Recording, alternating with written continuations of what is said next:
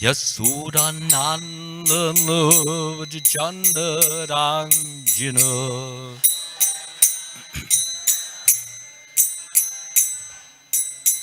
Yasudanandana Chandarangina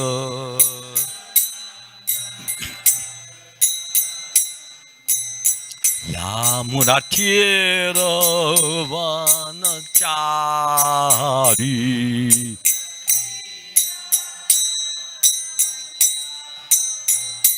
Jaya Radha Madhava Kunja Bihari Radha Kunja Bihari Jaya Radha Madhava Kunja Bihari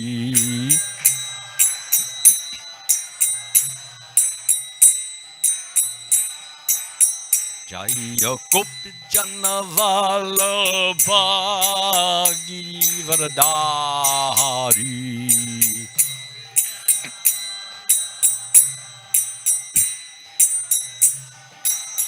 Jaya Gopi Jana Vallabha Giridhari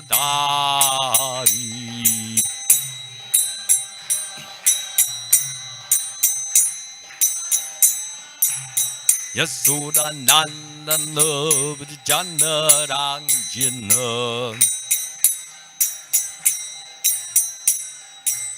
Yasudanandana Janarangina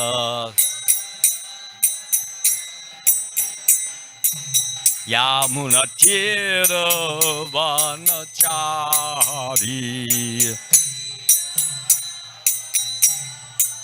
Yamunatira Vanachari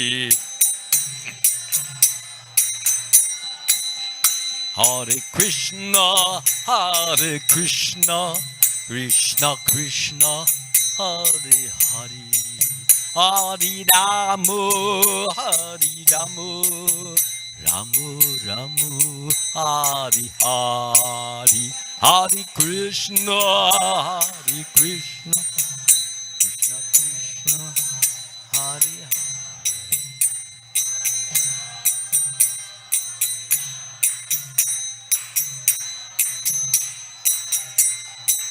Hare Krishna, Hare Krishna, Krishna Krishna, Hare Hare Hare Ramu, Hare Ramu, Ramu Ramu, Hare Hare Hare Krishna, Hare Krishna, Krishna Hare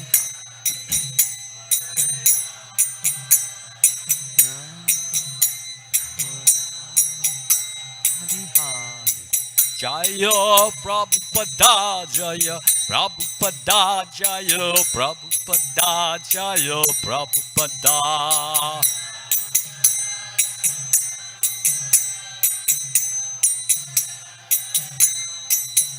Prabhupada Prabhupada Prabhupada Jaya Jaya Prabhupada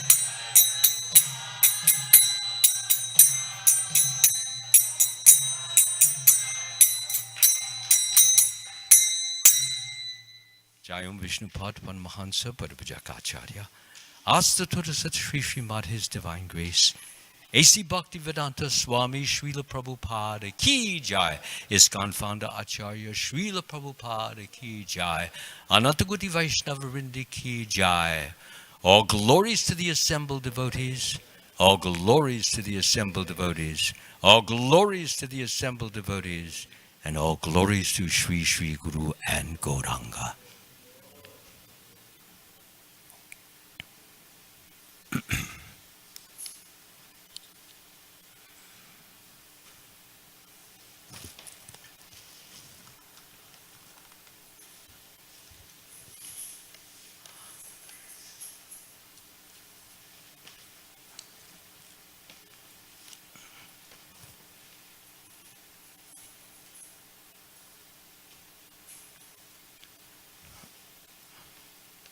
Om Namo Bhagavate Vasudevaya.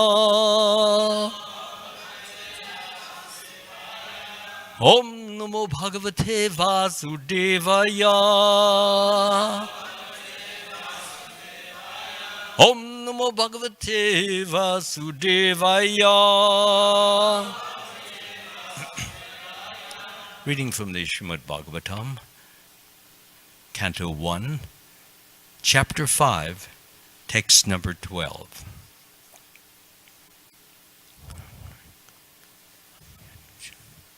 Naishkamyam apyachuta bhava varjitam Nashobhate jashanam malam nirasjanam Kutapuna shashvara badram ishvare Nacharpitam karma yad apyakaranam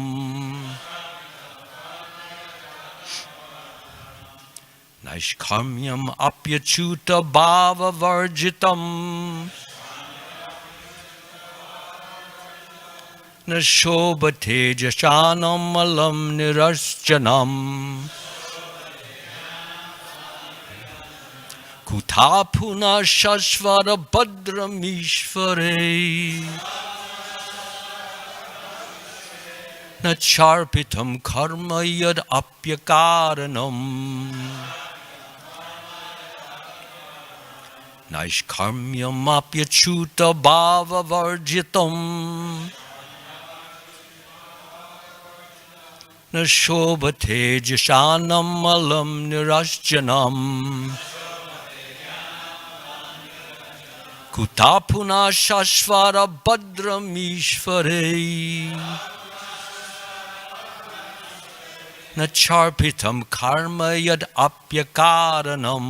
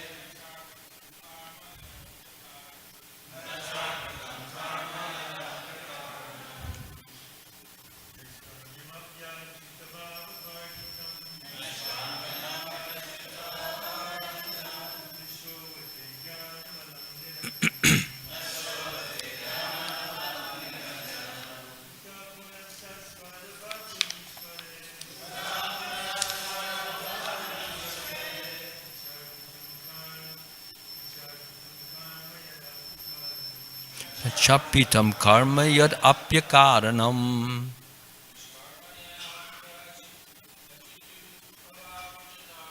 Naishkarmyam apyachuta bhava varjitam Nashobhate jasalam nirashajanam Kutapuna shradhanam badram ishvare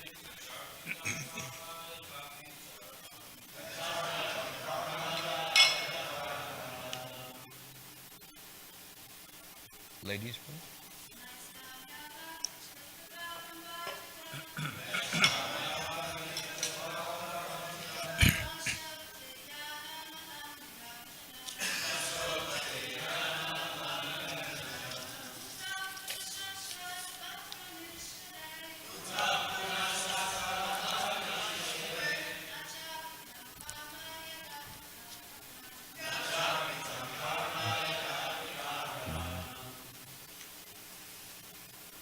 Any other ladies? Any other men?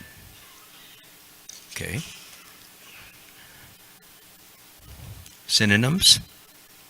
Naishkarmyam, self-realization.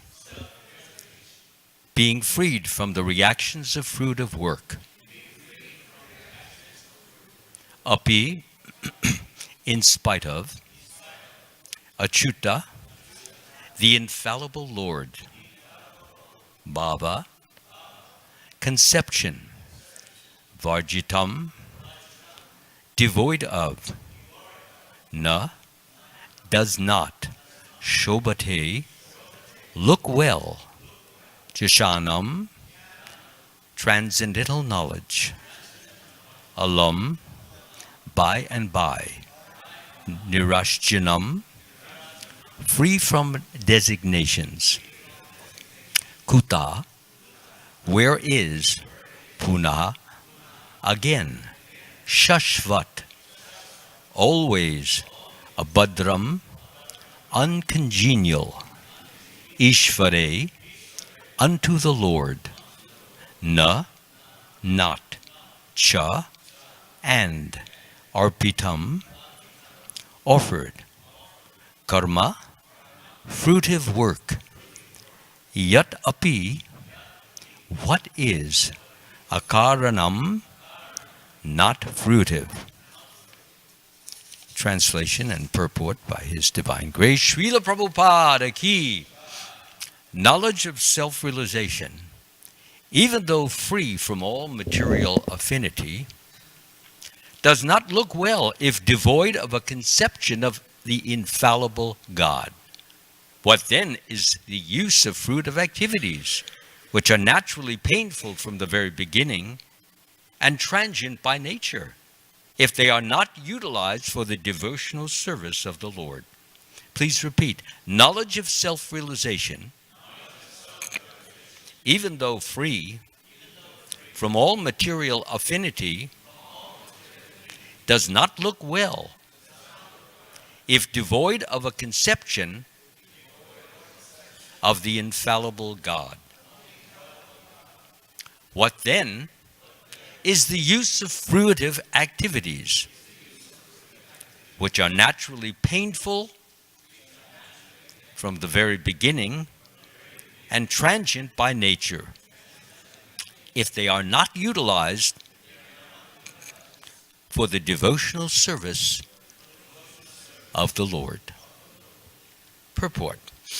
As referred to above, not only ordinary literatures devoid of the transcendental glorification of the Lord are condemned, but also Vedic literatures and speculation on the subject of impersonal Brahman, when they are devoid of devotional service. When speculation on the impersonal Brahman is condemned on the above ground, then what to speak of ordinary fruitive work? Does everybody know what fruitive? How many do not know what the word fruitive means? Raise your hand, please. Everybody knows? I'm going to call you. You're going to have to give a definition. Okay? So you all know? Okay. Prabhu, what's fruitive mean? Yeah.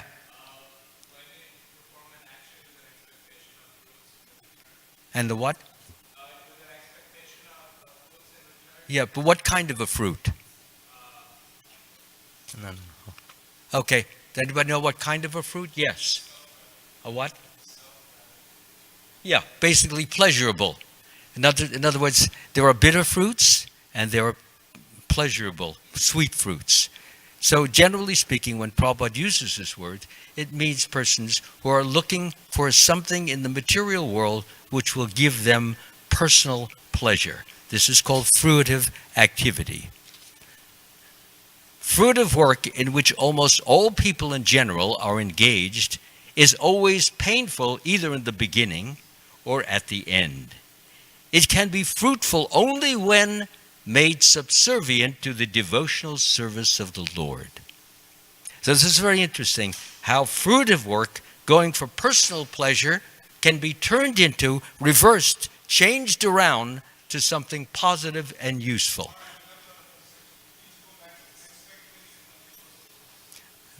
can somebody, I can't hear you from here, I'm sorry.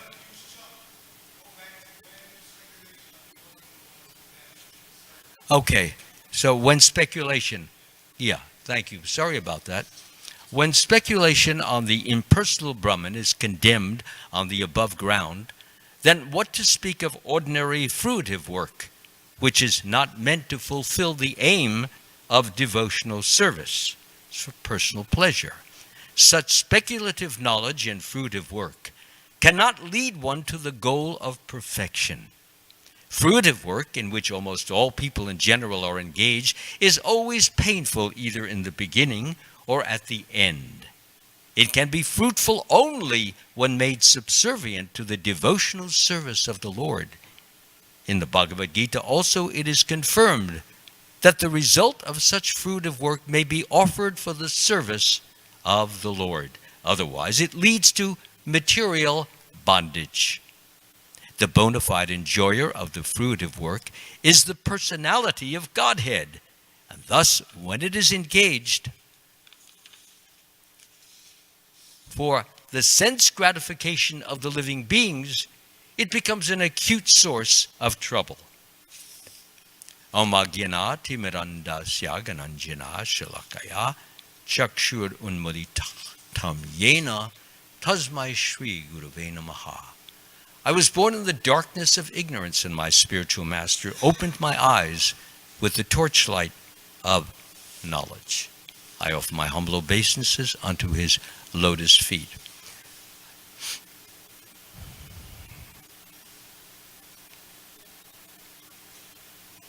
So I would like to take it line by line, the purport, and just try to expand if I can, or clarify if I can, some of this, which is really a wonderful purport, because it shows us how to change our normally inclined fruitive work into devotional service. So, it says that not only ordinary literature is devoid of the transcendental glorification of the Lord. What are they called? A pilgrimage place for what? For crows, yes, they are condemned. But also Vedic literatures and speculation on the subject of impersonal Brahman, when they are devoid of devotional service, they are also condemned. So Srila Prabhupada makes a very big to-do, and very wisely, very wonderfully, about impersonal Brahman. And here he mentions impersonal Brahman when they are devoid of devotional service. In other words, when persons simply meditate on the impersonal Brahman, meditating on the infinite light, absorbing oneself in that infinite light, and thereby imagining that one is, or I am, God, this is also condemned, and it's useless, and much more, it's false. So generally what happens is people like this concept of impersonalism.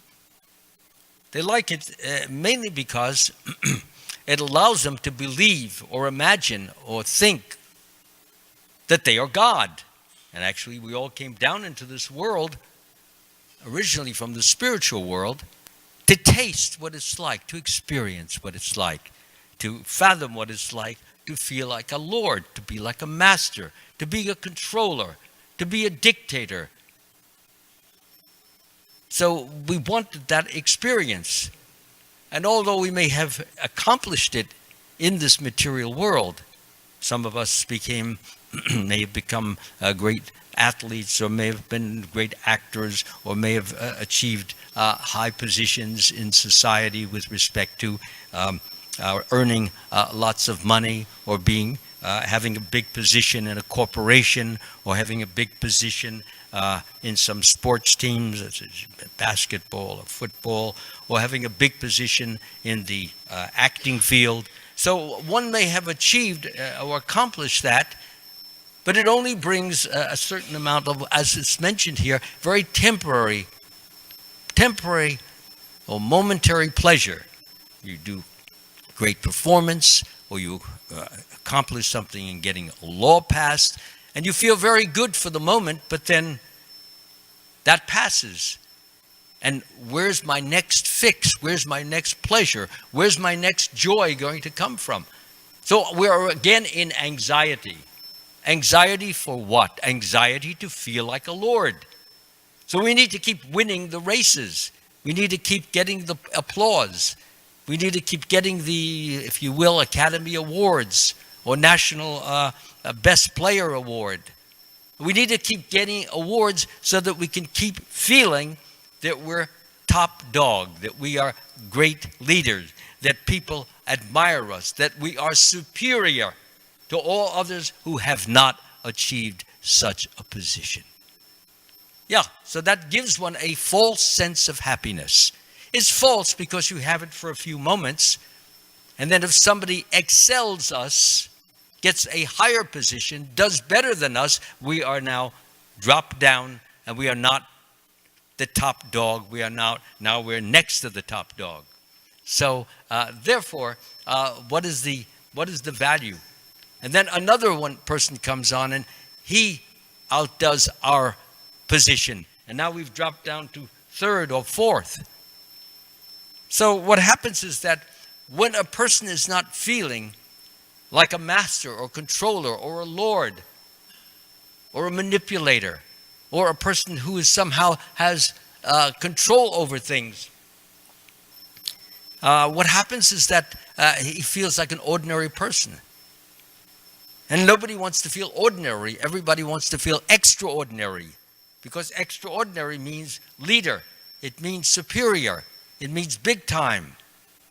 And actually, there's nothing wrong with being big time or being a superior or being great, if, of course, it is done as a love offering for Krishna, and one attributes all his glory, all his greatness, all his power to the Supreme Lord. Then one is simply a simple servant in a position of lordship or generalship or captainship, presidentship, whatever it is. One may be big, big, big, big, but actually in his heart of hearts, he feels small, small, small, because he's only a servant of the Lord. And if you're in that mentality, then those positions can never hurt us, can never harm us, can never disturb us, can never upset us. They upset us, disturb us only when we actually identify ourselves with the position and feel that we are superior, we are better than, we are greater than all those little people out there. This is the mentality. So this is what people strive for. This egotistical pleasure, that's really all it is. The ego is the sense of I am the body. That's what the false ego is. And when I think that my body is better than your body, bigger than your body, greater than your body, superior to your body, that is what is called false ego happiness. Okay? So that's all what people are striving for. Nothing more, nothing better, nothing greater than just false ego happiness. I'm great, I'm big, I'm wonderful. So many people applauding me, so many people looking up to me, so many people bowing down to me. Wow, me, mine, mine, I. And that is the rant. So this is unfortunate, because as one grows older, the sound of the crowd grows dimmer. And as the sound of the crowd grows dimmer, then we're not feeling as great, as big, as grand, as magnificent as we would like to. So what do we feel like? We feel depressed. And that's what so many people today are. They're depressed because they don't feel big, great, grand, heroes. And if you're not a hero in today's world, quite often you're condemned as being a nothing, a nobody, a useless, good for nothing. It's unfortunate, but that's the way people tend to think. So as a result, for example, if I feel like I'm a nothing, I'm a nobody, well, how do I deal with that? Well, one way I can deal with it is identify myself with somebody who is supposedly a somebody. A big actor, big sports person, big politico, and we identify ourselves with that person. So when that person is going up, we're going up. When that person is going down, we're going down due to this false identification. And if this person really goes down, down, down, we don't want him anymore because we're not feeling big anymore. We're feeling tiny, insignificant, worthless, inconsiderable. So what do? Find a new hero, a new idol with which to identify. So that's one way in which people deal with it, but it's a very, very incomplete and very insufficient way to really feel good about oneself, because it's all being hung upon, it's being dependent upon somebody else's rise or fall. That's one way. Another way that people deal with this feeling or sense of inferiority or insecurity or smallness or ordinariness is they take to various kinds of intoxication. That helps you to forget that you're Mr. Nobody. And you can think you're the president. You can think you're the prime minister. You can think that you're the greatest star in the world. For example, there's some people, they take PCP. I've read a few of these cases. So they take this PCP and it's a drug. And they feel that they are super powerful. Actually, some of them actually, the quotes, feel that they're actually Superman. I can do what Superman can do. And many of them have jumped off buildings thinking that they'll fly. But they didn't fly. Their bodies were splattered all over the concrete floor, and that was the end. This is PCP. So therefore, as we can see, a person gets a feeling of high, thinks he can do things which he really cannot do, and the net result is that he simply harms or hurts or even kills himself. I was reading many cases like that. And then there's other kinds of intoxication where a person simply gets drunk, he gets giddy, and he just cheers himself up and thinks that he is whatever he wants to be. And then there's a very big epidemic in this country of the morphine-based drugs. Now, heroin, of course, was generally outlawed, but now the government has allowed the general public basically to take heroin on a legal basis. It's called OxyContin. It's a painkiller, and it's a morphine-based.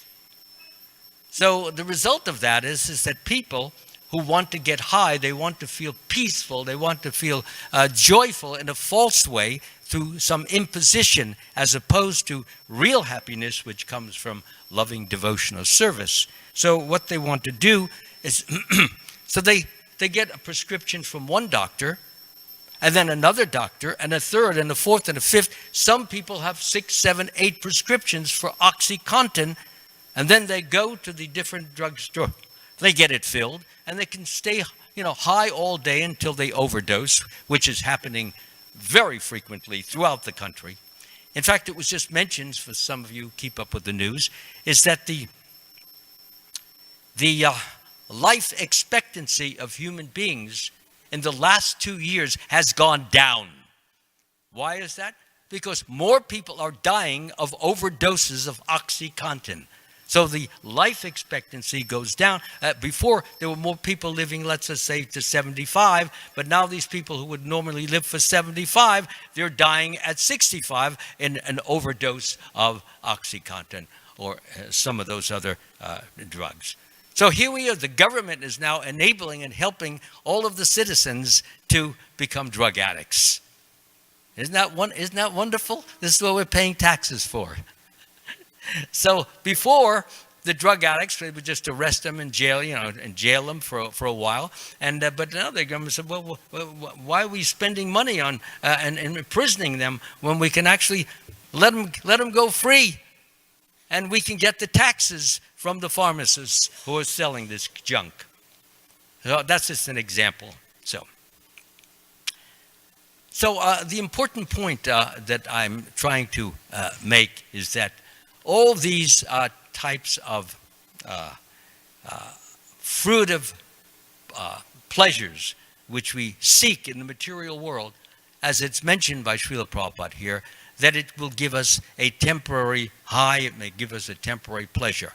And this egotistical pleasure, which is the sense and feeling that I'm great, I'm wonderful, I'm glorious. This is an illusion.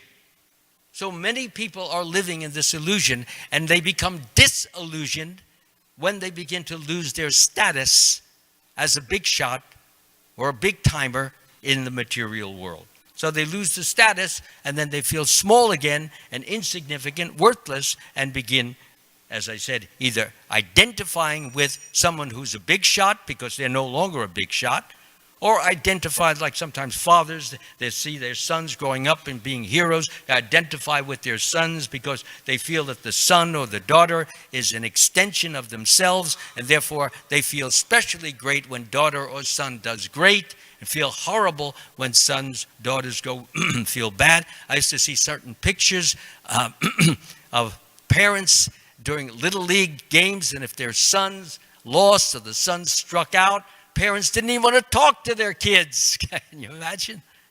My kid, he's a struck out. He's a loser. What's the point of having a son as a loser? I want a winner. Probably some of you have had, maybe you've seen some of this stuff. When the kid strikes out, parents go like this, oh, God, why did we produce such a loser?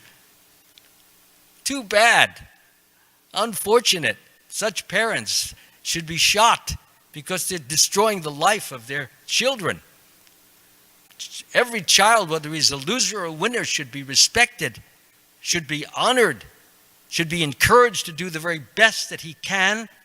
And if he doesn't do great, he's still to be loved, because that's what real love is. You love your child, whether he's big shot in the external world, little shot. The main thing is that he's lovable, and we have the opportunity to try to help him or her do as well as possible. So I'd like to move on to this one or two other points that Srila Prabhupada makes very nice here. Yes, this is most important.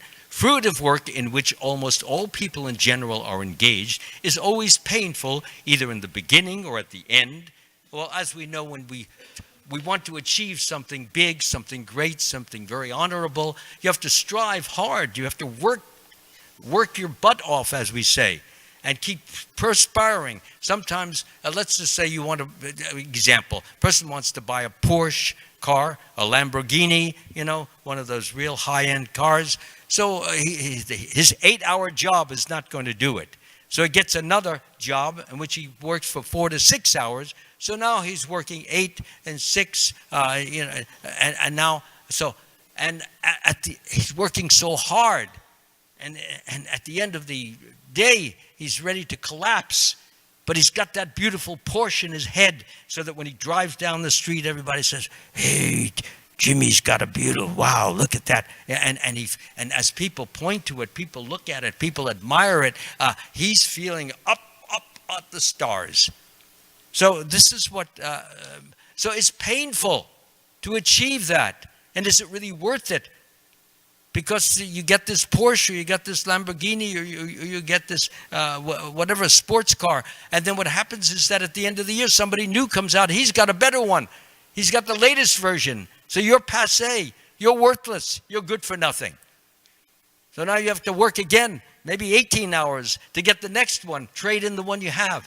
It's a vicious cycle of madness, and people are living just for those accomplishments and those attainments. It's very unfortunate. So it's painful at the beginning, and even at the end it's painful. And I've just given you an example of how it's painful at the end, because now you're a nobody. Before you were a somebody, and now you've got to work hard again to become a somebody. It's a very, very vicious cycle.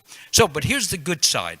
It can be fruitful only when made subservient. This fruit of activity, so it doesn't mean that we should go ahead and be striving for a Porsche, that's going to somehow bring us happiness.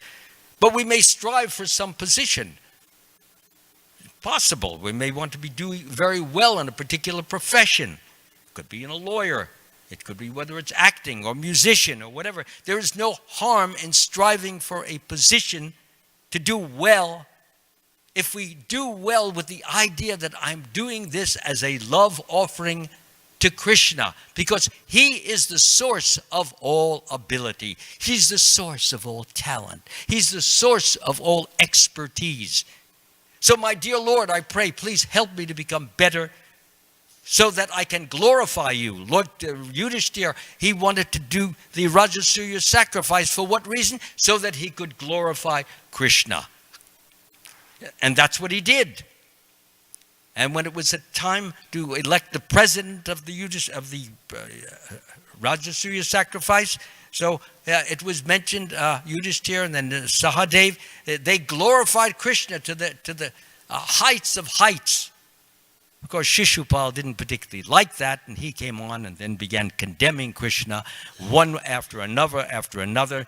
Of course, Krishna had made a promise to Shishupal's mother that he would never kill him unless he committed 100 offenses. So Shishupal was making one offense after another, putting down Krishna, condemning him, slamming him, saying horrible things about him, calling him a cowherd boy. Calling him just a cow milker, calling him just a farmer. He's the greatest warrior in the world, but this is how Shishupal was trying to feel. So Krishna was counting. He was counting 41 offenses, 42 offenses, 48, 62, 64, 83, 84. Remember, he made a promise to Shishupal's mother, after 100, I kill him. So you better train him really nice, because if he makes 100, he's finished. So he's getting 88, 94, 99. Finally, he hit 100.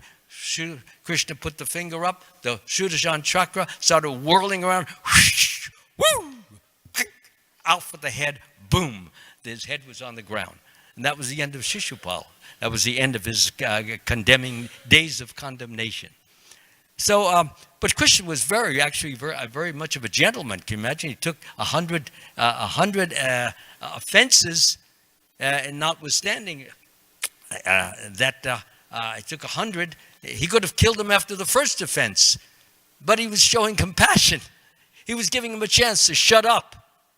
But Shishupal wouldn't shut up. His motor mouth just kept going. So here's the good point, and that is, it can be fruit of activities when made subservient to the devotional service of the Lord. In the Bhagavad Gita also it is confirmed that the result of such fruit of work may be offered for the loving service of the Lord. That's good. In other words, as I was just mentioning, let's just say you want to be the president, or you want to be some great actor, or you want to be a great book distributor, whatever it is.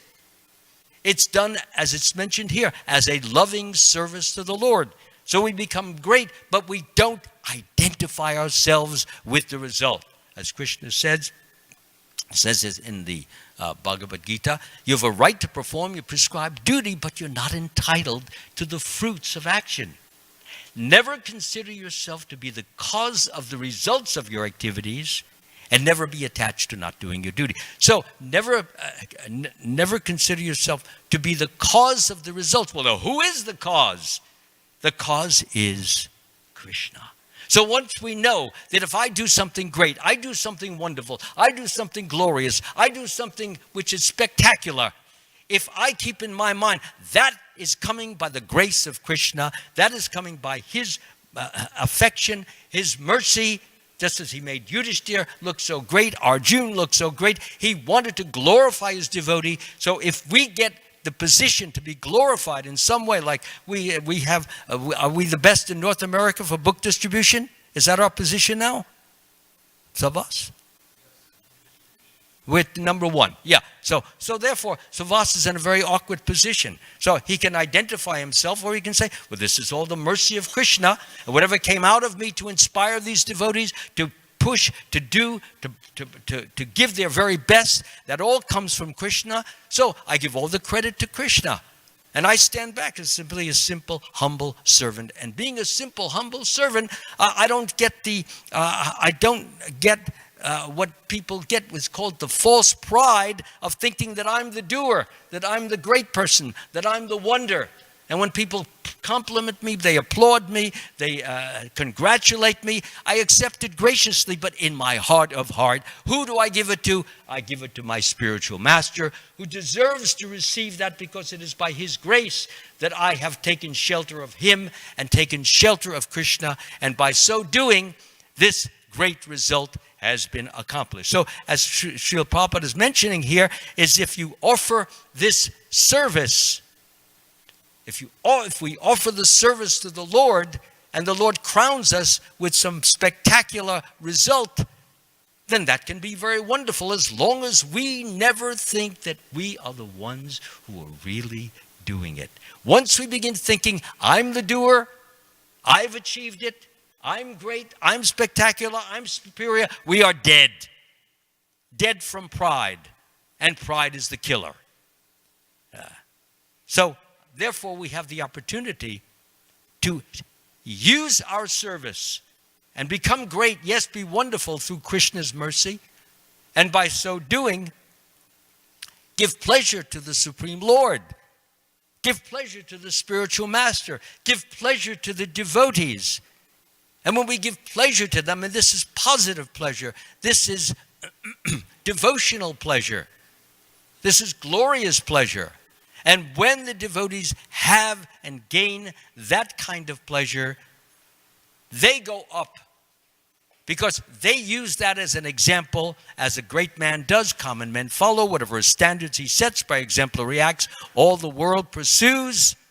So, therefore, other devotees, seeing some devotees doing well, themselves want to do well. And that's a wonderful, great thing, because it's the contagion of transcendental emotion, which leads to transcendental consciousness. Thank you very much. Hare Krishna. Are there any questions or comments that anyone would like to make? No? Everybody agrees? You sure? I'll give you 3 seconds. 2, 3. Everyone is excused. Prasadam, go for it. Hare Krishna.